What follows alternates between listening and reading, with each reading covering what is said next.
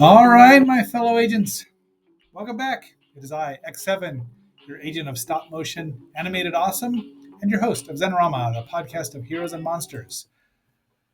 Today, we obviously October was a little light on dinosaurs, and I think the only one we really had was Invisible. But we will have one dinosaur in this movie, despite that amazing poster. This is about the 1970 spectacle when dinosaurs ruled the earth. But it really should be when a dinosaur and many other prehistoric animals ruled the earth. But before we get too much further into it, please like, share, subscribe, leave a comment. Let me know what you think about this movie. Some people like it more than the predecessor, the 1 million years BC. They're wrong, but that's okay. Let me know what you think. Leave a comment if you could. Watch till the end. There's going to be a really cool little short documentary about the making of the movie, so I highly recommend watching that long. All right, you ready? Let's roll.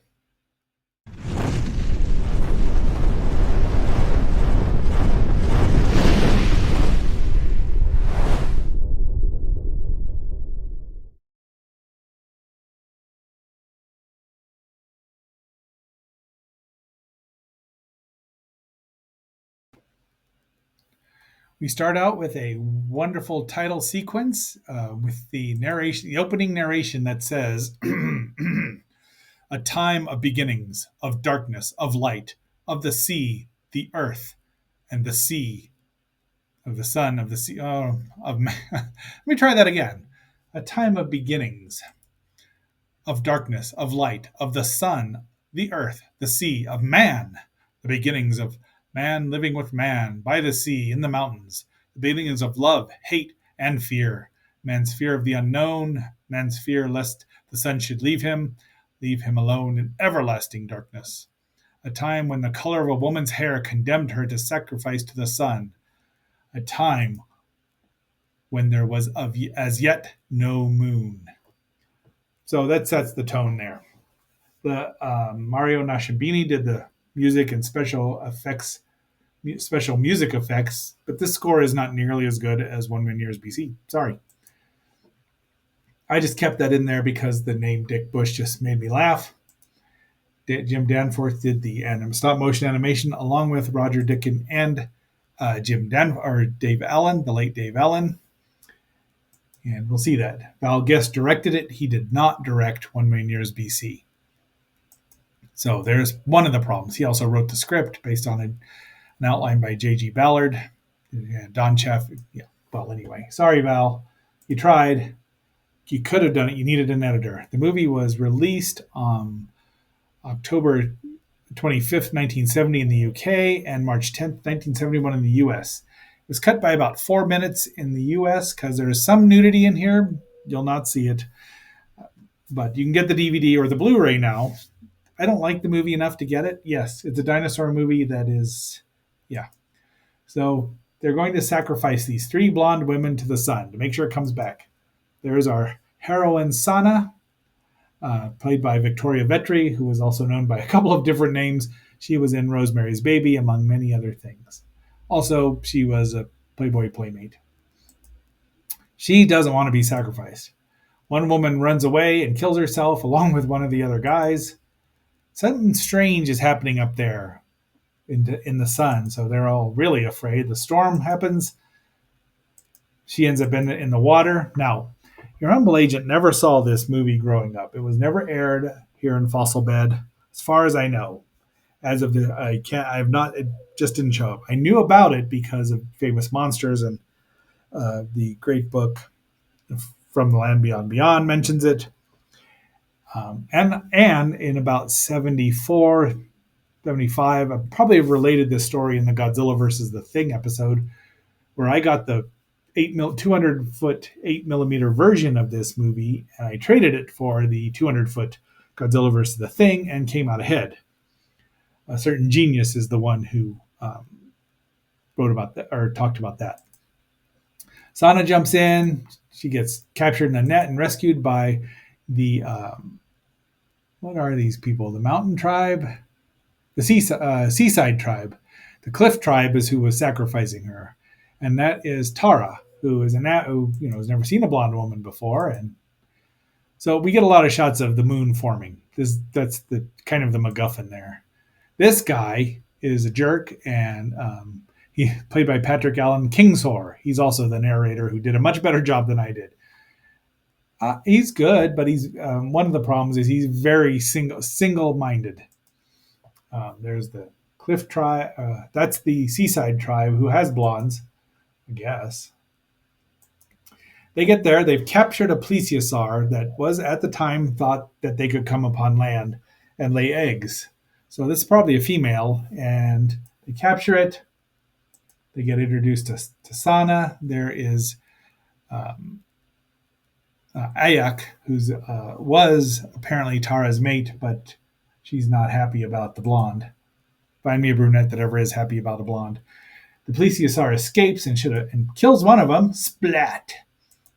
But gets barbecued, which you know me and my love of plesiosaurs. This is not my favorite stop motion animated plesiosaur, but it's quite good. It's a little bulky, and of course, shouldn't be crawling around on land. But so our first prehistoric animal is not a dinosaur, and they barbecue it and then have a feast. This happens, then she interrupts, and they're like, "No, nothing. We're not doing anything."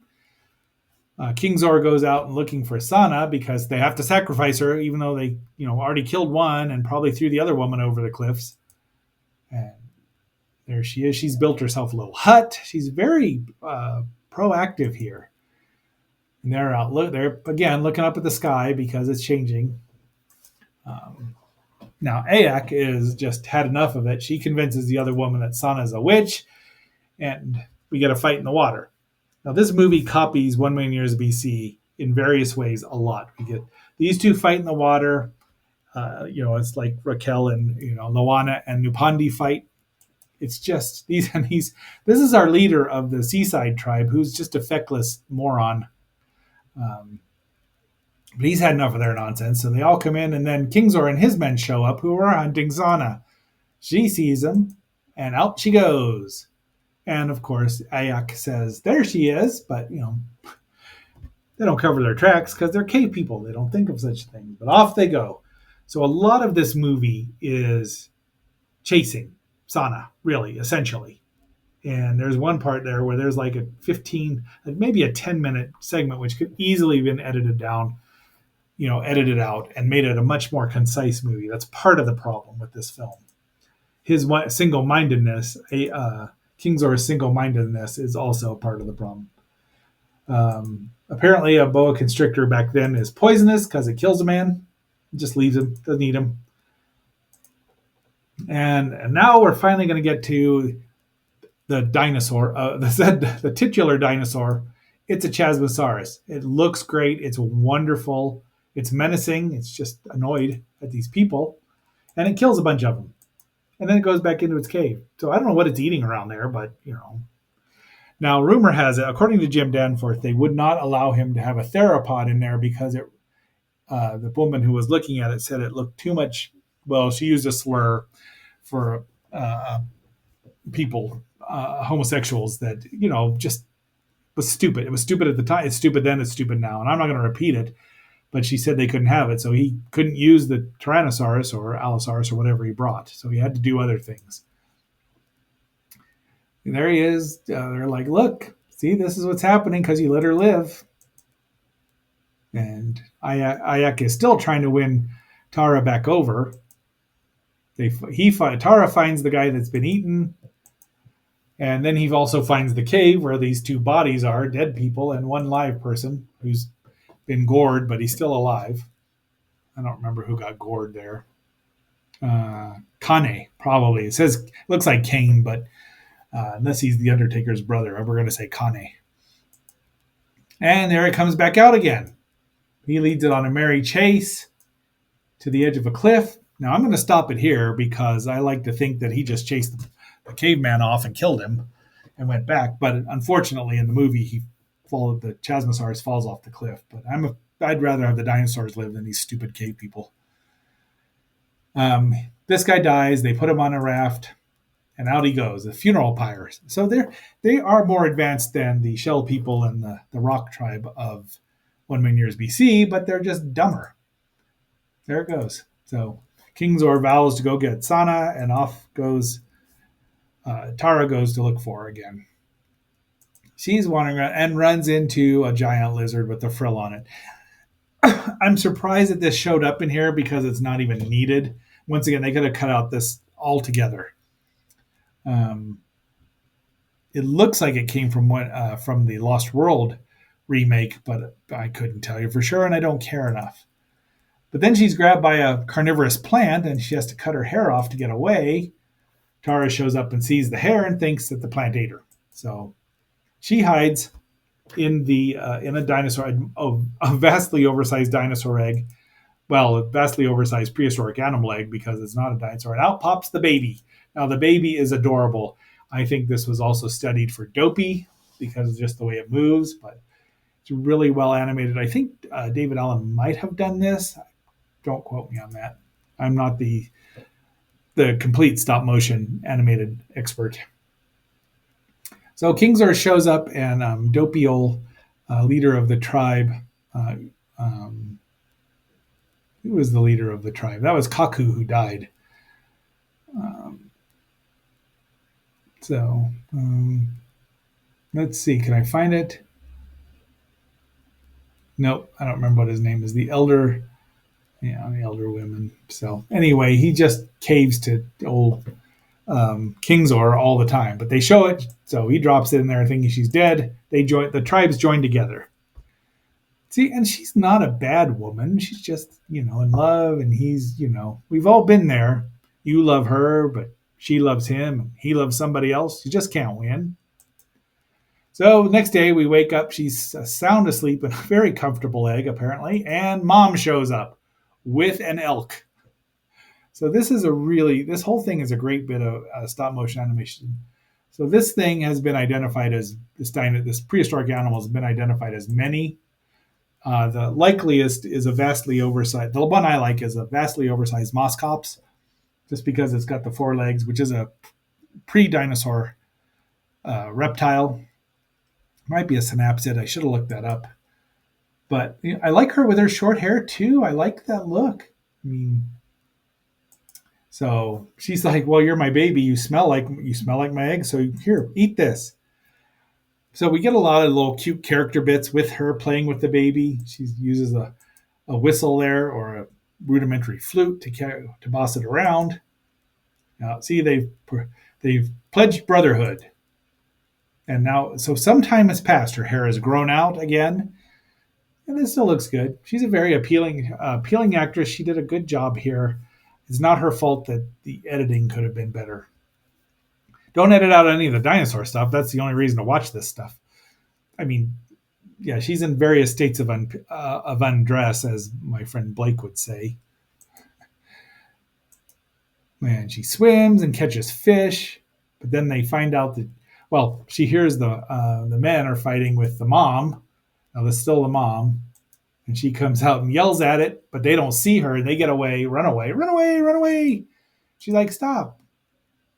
So he's healed. That's Kane. He's healed, and he goes over to the Cliff tribe and finds that they're, painting the little blonde girls brunette so they won't get sacrificed. So he's still out looking for Sana. He thinks I don't know what he's doing. Maybe he's hunting. And he finds a vastly oversized Rhamphorhynchus. Now, this is probably the same one that killed my Pteranodon in 1 million years BC. Really well animated. Jim Danforth got the wings to blur, which with stop motion is nigh unto impossible. And yet he did it. So kudos to him for his stop motion is great. But unfortunately, Tara kills it, more or less. But in revenge for the Pteranodon, I don't mind. And just leaves it there. I mean, that would have fed some people. Tastes like chicken, right? But that's a Rhamphorhynchus, so they were really about the size maybe of a crow, maybe a raven. They were not that big. But then he sees this, or they see this. Oh yeah, this was after the sex scene, which had some dirty nudity. And when I say dirty, I mean they were dirty. They were covered in grime. There was nothing sexy about it at all, I gotta say. But he sees that, and she's just bossing. Now, this, I would assume, is still the mother, but it could be, if enough time has passed, baby prehistoric animals, maybe baby moss cops grew quickly. We don't know how much time has passed. And it has a long lizard tongue. I don't know why they were obsessed with giving dinosaurs and other prehistoric animals long lizard tongues. But Dara finds her. They're reunited, and it feels so good. And this is how long she's been there. I don't know if that's days, but that's her.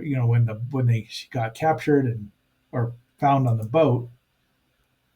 But he goes back. So here's another nudity scene, but that's as nude as you're going to see her. But she was completely nude, and again, no. And he goes back to the Cliff Tribe, and they're waiting for him. Like, what? What did I do? What? And the leader here tries to tell Kingzor, you know what? Maybe it's not so bad.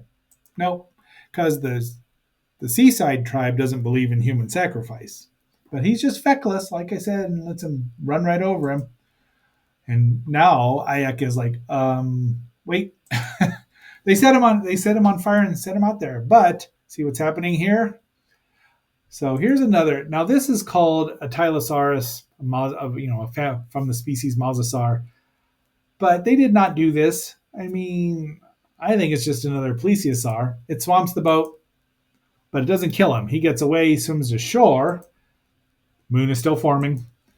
And then Sana finds him, carries him back, and heals him up. But they're still looking for both of them because they know that they're both alive, or they think she's alive. I just like some of the background shots here. Is this was shot and still in the Canary Islands, Gran Canaria and Fuerteventura, and it was freezing, probably the same time as that, like it was 5 years earlier when they made 1 million years BC. So, and it was also, let's see, Canary Islands. Yeah, I'd love to go there just because. But so you see a lot of male butts in here, almost as many male butts as you see more male butts than you see female butts. Go figure. But he realizes that people are here. They're like, okay, we gotta go. They dive into the water and swim. So this you don't see that the ocean's right over here apparently, or maybe over here. So there's some problems, but this is the chase scene that goes on. And this had to be improvised because she slipped off the rock and he had to grab her to save her. But this just goes. I mean, I just like there are some really great shots, outdoor shots and indoor shots. Once again, two lizards fighting. Maybe that isn't from because the sail's not very big on that. I hope they wouldn't. They'd probably call it a Spinosaurus now, but right out of 1 million years BC, they capture him, and then mom shows up, or the baby, the grown adult baby, and saves Sana, picks her up, carts her away, and he's happy because she's safe. So you can tell where they shot inside and out on the sets there, but they're going to kill him again. So they tie him up, and now she's all happy. Ayak's all happy, but she doesn't go to save him. Unfortunately, the moon forming changes the tide, and it sucks all the water out, which is a cool, an interesting shot. Now, the crabs were in the 8mm stuff, the rescue from the mother dinosaur of Sana. The Rhamphorhynchus was, but the Chasmosaur was not. They did a good job in condensing it. It's a lot easier to watch than this movie, than the full one at 100 minutes. 10 minutes is way easier. Crabs show up. The crabs are really cool. Apparently, Jim Danforth wanted to have an attack of giant ants, which is like, why? I mean, crabs are cool. And Roger Dickon added a whole bunch of spines and spikes on them to make them look a little more menacing. And he's just watching.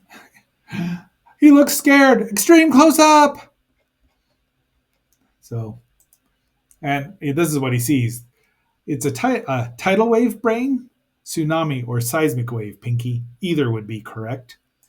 That's for Bitsy Pookums if she watches it. People just run. I mean, let's run inland. Smart. Crabs are still eating people. And then Sana shows up, helps him out. Crab pulls down that, but he gets away. And they get on this thing. And of course, Kingzor is trying to use his magic powers to stop the tidal wave. Guess what doesn't work? Then he sees Sana, and he goes after her because he's single-minded. See, that's a problem. You'd think that primitive man would be scared enough, like, oh, I'm going to sacrifice her. That'll save everything. He's a moron. I mean, like all single-minded zealots are, really. And there's a big fight. He's trying to kill people. They've got, knives. And then they get on and they start paddling away. And he's still after him. But unfortunately, the first wave shows up. The other leader, and I wish I remembered what his name was. Let's call him Ammon. Maybe? Doesn't matter. Says, hey, we got to go. But bloosh, they're gone. And good riddance to both of them. Even if he was nicer, but he wouldn't stand up for himself. Bloosh. They've lashed themselves to this little raft here, and the storm subsides.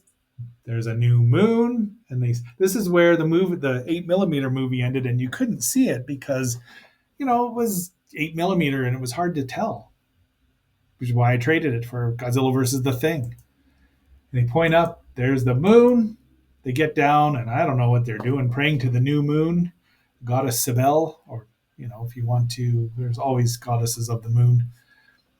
But that's it. That's where it ends. And there's only 4 people left. I mean, I'm sure that the rest of the tribe got inland, kids and everything. This is where on location. So, and they use a lot of the same words. I didn't put that in here because I didn't want to, but you can find it online. It's easy to find.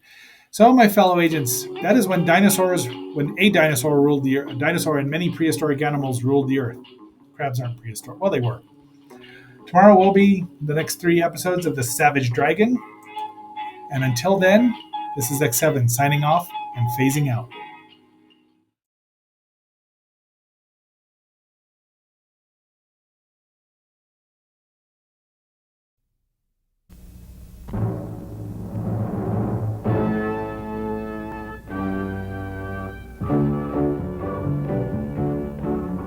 Piccadilly Circus, in the heart of swinging London, and just a few yards from Piccadilly. On Wardour Street, amidst restaurants, bookmakers, and strip clubs, is the headquarters of Sir James Carreras, who has discovered and promoted to international stardom the most beautiful women in the world for the past decade. His discoveries include Ursula Andress and Raquel Welch. He has presented each of them in the company of the screen's most horrendous beasts. It's a matter of beauties and beasts. James Carreras began preparation of his latest motion picture, When Dinosaurs Ruled the Earth, with the search for another great beauty to launch to stardom. Ursula Andress in She. Yeah, sure. Then we have Raquel Welch in Millionaires BC. She looks something, yes. She looks very good. Now, this girl's an American. Well, she's certainly got everything here in this still. I mean, she's got a wonderful figure, a very good face. Isn't it exciting to find somebody new and launch them each time, like these to find girls? somebody that looks like this. Yes. I agree. She looks great, doesn't she? What's her name? Victoria Vetri. Part of the Carrera Star Maker treatment is an intensive worldwide publicity campaign on which no cost is spared to bring the face and figure of his latest discovery to the eyes of the world. But for all the flashbulbs and fanfare, the most important element of any Carreras production is the actual hard work. Working for Sir James is an exhilarating experience. It's like being in a whirlwind with his publicity, his parties. He's magnificent. He makes you feel like a star. He's always involved and concerned with every detail. It's very difficult to be precise about what qualities of a girl catch my interest. A good face and figure, of course. But it's more than that. She has to have a special kind of magnetism. I can't describe it, but I know it when I see it. And Victoria Vetri has it, I'm sure. Although there is a more final judge than me, and that's the audience when they see When Dinosaurs Ruled the Earth, and they see Victoria Vetri for the first time.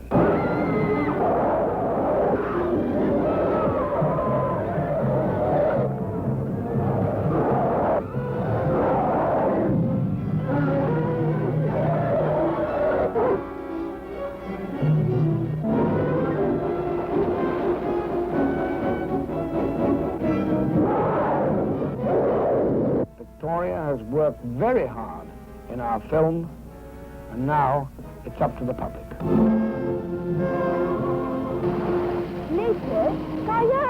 And so, Victoria Vetri, the newest in a dynasty of beauties, and the beasts, brought together by a specialist.